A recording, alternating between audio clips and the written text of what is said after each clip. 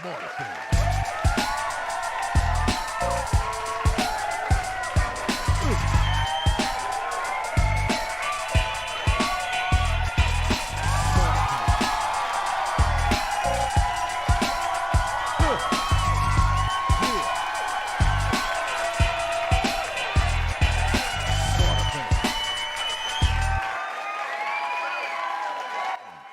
Hey everybody, welcome to our 50th episode of Smarterfan podcast, where we bring you behind the veil of sports, business, and life. I'm Joe, and this is Barry. How you doing, Barry?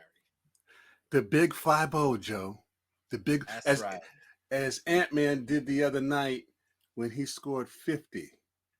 I'm putting up the 5-0. 50.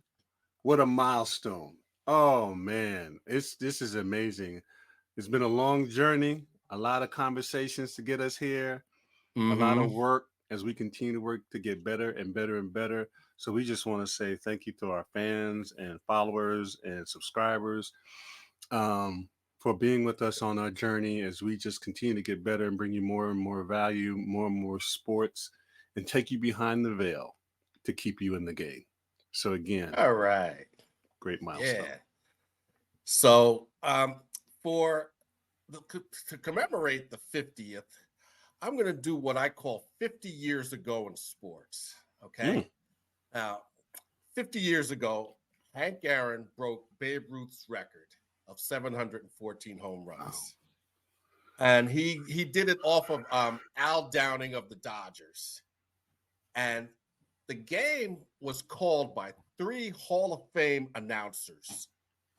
Milo Hamilton was on Braves radio. Vince Scully was calling the Dodgers. And Kurt Gowdy was on NBC for national television. So those guys called the game. And guess who was on deck when that happened? Dusty Baker. Yes, that's right. Dusty Baker was on deck. So it was, if you watch the video of when that occurred, you'll see that there was a woman who runs up to Aaron and grabs him and hugs him. That was his mother. At the very end, yeah. Yeah, and they interviewed her, and she had said that he was getting a lot of death threats. And that she ran up and she hugged him, and she said that if he was going to die, I was going to die right along with him. That's a mama's love. That's what it was. That's what it was, And Ali was quoted as saying that Hank Aaron was the only man that he idolized more than himself. So the Baseball Hall of Fame is going to unveil a statue next month in his honor. So long overdue. Yes, it is. And speaking of Ali, 50 years ago was the Rumble in the Jungle. Ali and Foreman in Kinshasa, Zaire. And the fight was epic. I mean, Ali employed his famous rope-a-dope, let Foreman punch himself out, and then he went to work. And the result was he regained his heavyweight title with a knockout. So, that one's in the record books. Now, and 50 years ago, the Broad Street Bullies, better known as the Philadelphia Flyers, won their first Stanley Cup. And they became the first expansion team to win the cup by beating the Boston Bruins. Yeah, good memories.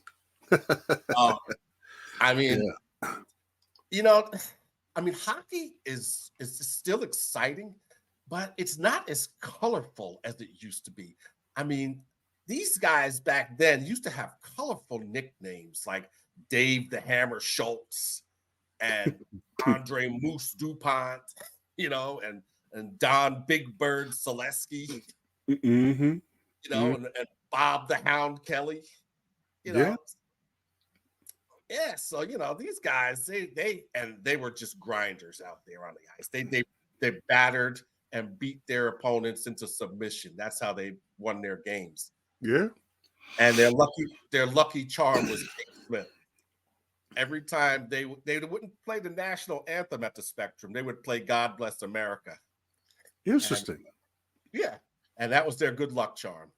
So what's going on with U-Conn and the WNBA? I don't know if it's me, but I remember when men's basketball, you were looking forward to the men's basketball national championship. I didn't even go watch. I didn't even go watch it. I didn't even go watch the highlights. And I'm like, that's interesting, right? And especially U-Conn, because I used to be a big U-Conn fan. Right. And I watched the ladies. There's a problem. I'm not watching NBA, really. I'm not watching college basketball, men's. I don't know. And I don't think I'm the only one. And it's really interesting. I can't name one player on the men's team. And I was a U-Conn fan. And it's very interesting what's going on with sports. It's very, very interesting. And that just leads me on to talk about the WNBA, watching the ladies gear up, watching how the league handles them, the marketing, the promotion, the money, the flow. And it's going to be very interesting. This could be a make or break situation for the WNBA. Like if they don't get it right with this incoming class, they may be done.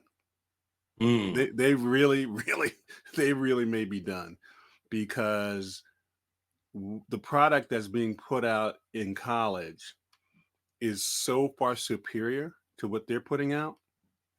If they don't meet that, they may be done, because what they've been doing ain't been working. So it's going to be really interesting, because literally, yes, it's very exciting that you get these great players coming out from the collegiate ranks. But if the powers that be don't figure out a way to monetize that and draw the fans in, they may be done. Stick a fork in it. So yeah, my friend, interesting times we live in. You know how we do here behind the veil.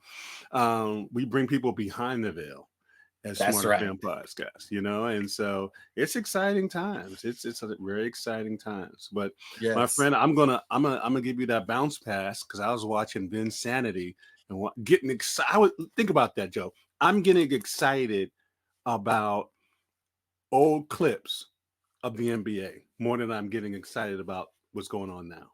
I leave it there, my friend. I'm pass the ball to you. All right, I'm going to talk about Dave Bing. Oh yeah. Yeah, he grew up in Washington, D.C., and he was very athletic. He excelled in basketball and baseball, and he played street ball with Marvin Gaye. Oh wow. Yeah, Marvin Gaye, people don't know, was quite an athlete. He tried out for the Detroit Lions. Yeah, Marvin Gaye was quite the athlete. And he went to Spingham High School, which is also where Elgin Baylor went. Oh wow. And so that kind of set him on his path. And he went to Syracuse, and he averaged 28.4 points in his senior year, and he was ranked 5th in the nation in scoring. So then he went on to play for the Pistons, where he was a premier point guard, but he was a point guard that liked to shoot. So, but he got it done, and he played for the Pistons from 66 to 75, and he averaged 20 points a game, and then he played for the Capitol Bull. It was the Washington Bullets back then, and he got the MVP in the 76 All-Star game. Oh wow! Yeah. And then he finished his career with the Celtics, and he retired averaging like 20.3 points a game, and he had 6 assists and 3.8 rebounds. Mm. So, but then after he retired, he founded Bing Steel. Yep. And, that earned him a National Minority Small Business Person of the Year award in '84. Mm-hmm. And he turned it into a multi-million-dollar business. And it's one of the largest steel companies in Michigan. Mm-hmm. So, and then he kind of dabbled in politics. Mm-hmm. He was mayor of Detroit for a while. Mm-hmm. And then, he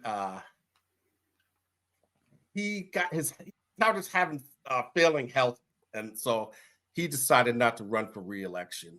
Mm-hmm. So, but yeah, he was nice, good success story, with him. Yeah, so Bing had an illustrious career, and the man's going to be 81 this year, so God bless him. Mm. Wow. So yeah, so what's going on with the high school sports? Well, I've been watching Gilbert Arenas. I've been watching TNT with Shaq and Kenny and all those folks. And what has been a consistent theme? I've been listening to a couple former NBA players talking about the sad state of kind of high school sports, but real not really high school sports, but really AAU. Right, Mm. and really speaking about, and I want us to and I know some coaches who coach AAU, and they all kind of say the same thing. The parents are out of control, the kids are entitled, Mm. and Yeah. it's really really sad how far it's really fallen, and I kind of liken it to everybody's chasing the bag, but they Mm. don't know the business of the game or the game of the business. Right. Mm. And so, I got a good friend of mine who used to coach at Grambling, and he used to just share some stories about how many times, PhD, how many times he had players who weren't playing because they loved the game. They were playing because their family wanted them to play or they were good Yeah. enough. Yeah. And oftentimes he did some lecture, and he called a couple players just crying, and he held them after class and talked to them, and they just shared about, I mean, just imagine being a 15, 16, 17-year-old, and the whole focus of your family is you making it to the league to support them. Yeah. Yeah. You That's know what I mean? that's that's really pathetic, if you ask me.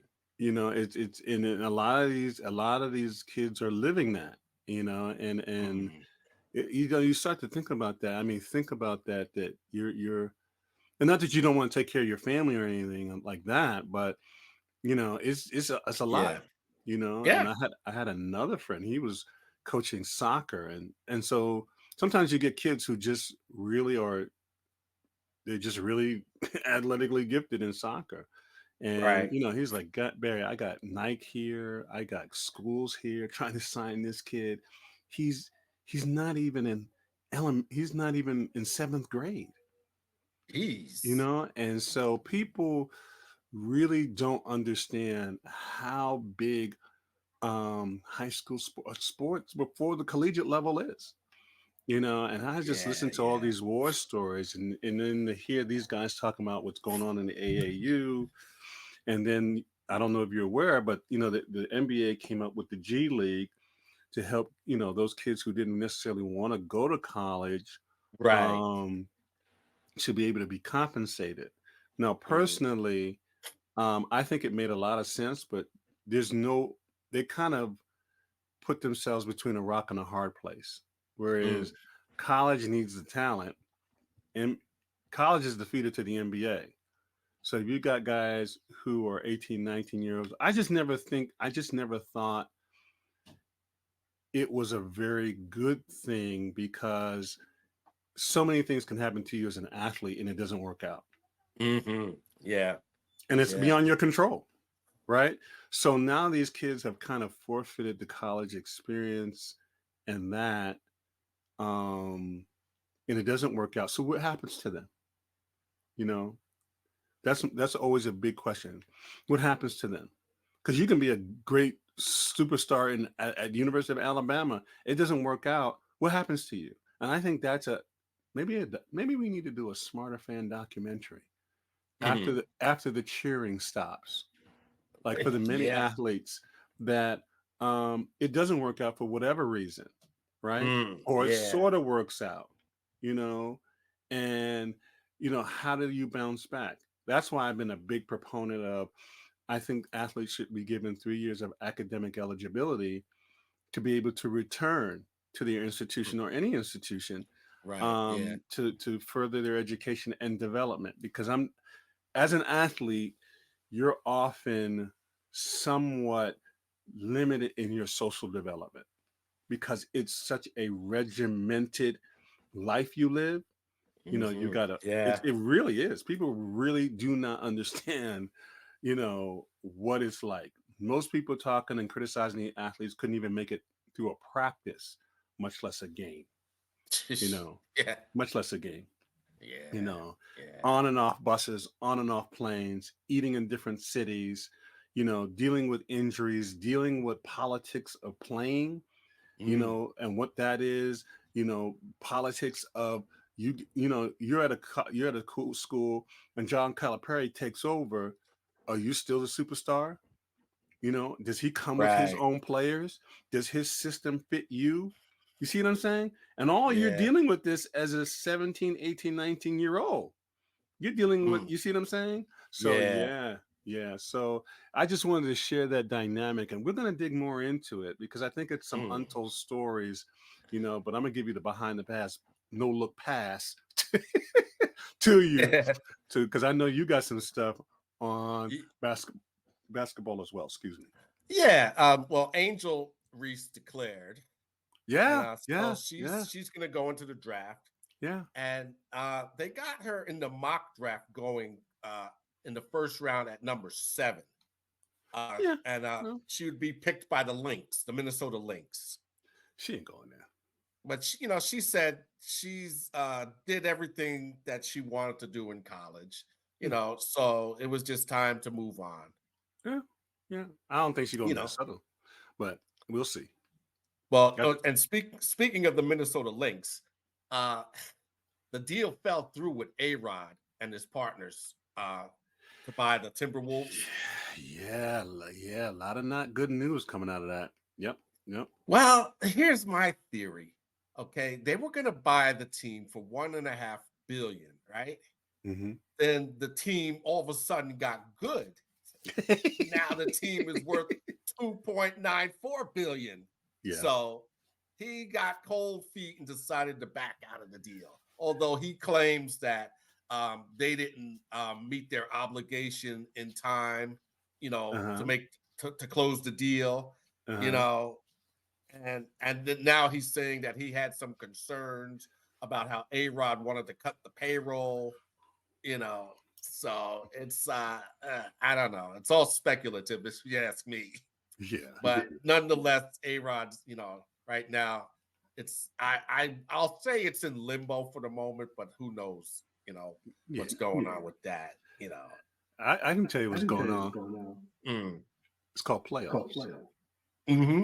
Yep. And if Yep. Minnesota makes a run, you know how much money that owner's gonna make? Exactly. Exactly.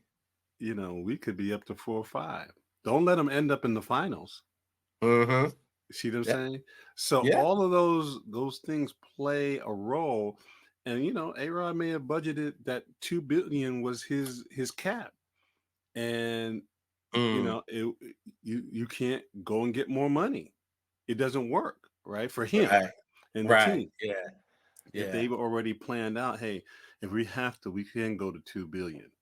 And so, Mhm. hey, the team got hot, the valuation's up, people are packing the stands, buying merch, parking, concessions, everything's looking lovely. The city's happy.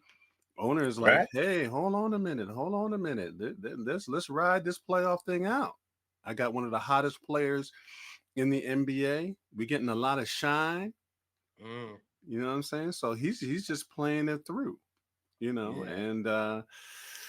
we'll see what happens. We'll see what Yeah. happens. That's business. That's what business is all about, That's you know? right. So you were talking about the men's basketball. Well, I caught a glimpse of some of the UConn men, U-Conn-Purdue game. Oh, okay. What you got? And well, Purdue, they put up a good fight for a while, but Uh-huh. then they just got the UConn's defense was suffocating, Okay. and they had a well-balanced offense, and then they just started pulling away. They beat them by 15. Oh wow. Oh oh Yeah, oh.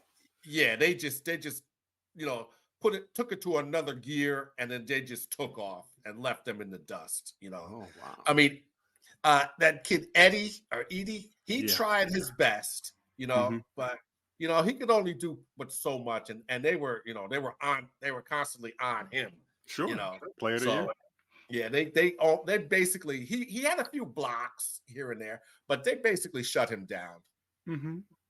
That's it. I So definitely do. now the thing is, what's next? Because now there's all this talk about, since Calipari left Kentucky, that maybe Hurley might go to Kentucky. So there's all these, this talk Speculation. swirling around. Yeah, yeah. You Yeah, a know, lot. Yeah, a lot of that's just to keep people interested. mm, What is her? Why would think about? I told somebody brought that up to me, and I said Hurley's not going anywhere. right. Why would you go anywhere? At it? Why to go to the oven of Kentucky basketball for what? Yeah, yeah, For what? yeah. When I can be in UConn, be the king of the hill, I'm national champion, and I can wake up the echoes of our glory. Mm, In an ideal college town. I got the what could Kentucky legitimately offer him that he's not going to get at Kentucky at UConn? Nothing. exactly. Nothing. So, Yeah. but anyway, so you was talking about Lou Brock. What's going on with Lou Brock? Man, baseball was always my first love, and I really Mm-hmm. wanted to play baseball above every other sport. Um, and so I'm subscribed to the MLB channel. So today I ran I saw a feed about Lou Mm-hmm. Brock, and between him and Josh Gibson, those two really made me Cardinal fans. If I wasn't a Mm-hmm. Yankee fan, I'd be a Cardinal fan. I'm still a Cardinal fan. Oh, you mean Bob Gibson? Bob Gibson, thank you. Yeah. And just watching, the highlights, 1939, 1939, died in 2020, and just the style, the grace, just the way he handled himself. Talking about a little bit about coming up through the South and the segregation and the racism, and Right. just Yeah. just just being above the fray, always class, always style. Yes, he um was.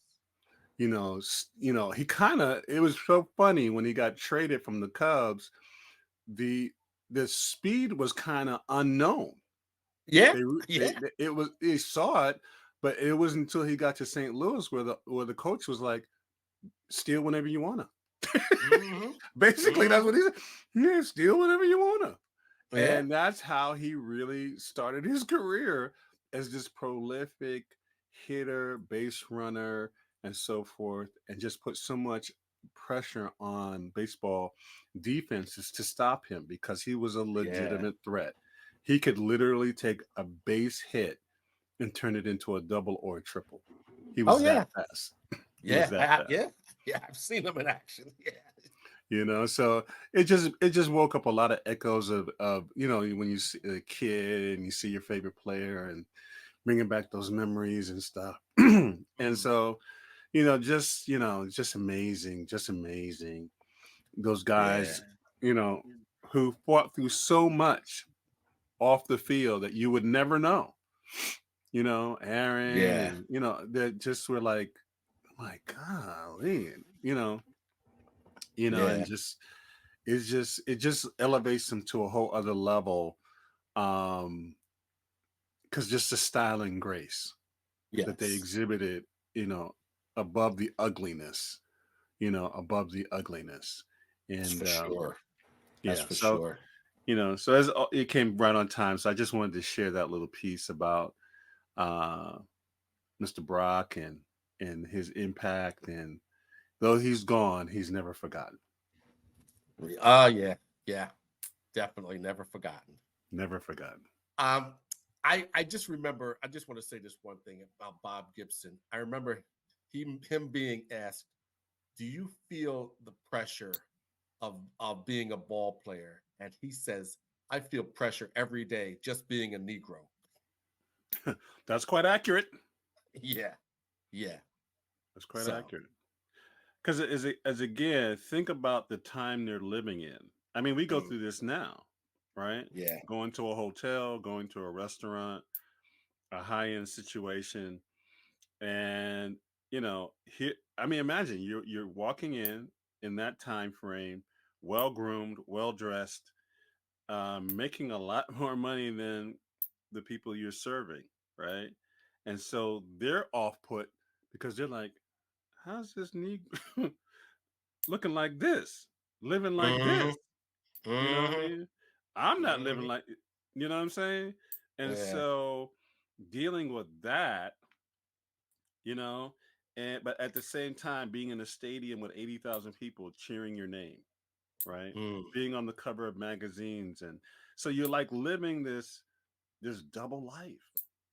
It's really it's really weird. Yeah. And a lot of Yeah. athletes of today kind of get a taste of it when the cheering stops, right? And you go back to quote unquote being a regular human being. Because Mm-hmm. I tell anybody, it's not, it's nothing. The only person that can really kind of understand that is a musician, and that's probably why musicians and athletes kind of hang out together, Yeah. because there's nothing like being in a stadium. There's 60,000 people, 30,000 people screaming your name because you did something. Blah, blah, blah. It's an unreal experience. Well, musicians and athletes is a story for another day. Absolutely, because that's what it is on Smarter Fan Podcast. As we always say, stay in the game. That's right. Have a good night, everybody. Good night and be well. Smarterfan.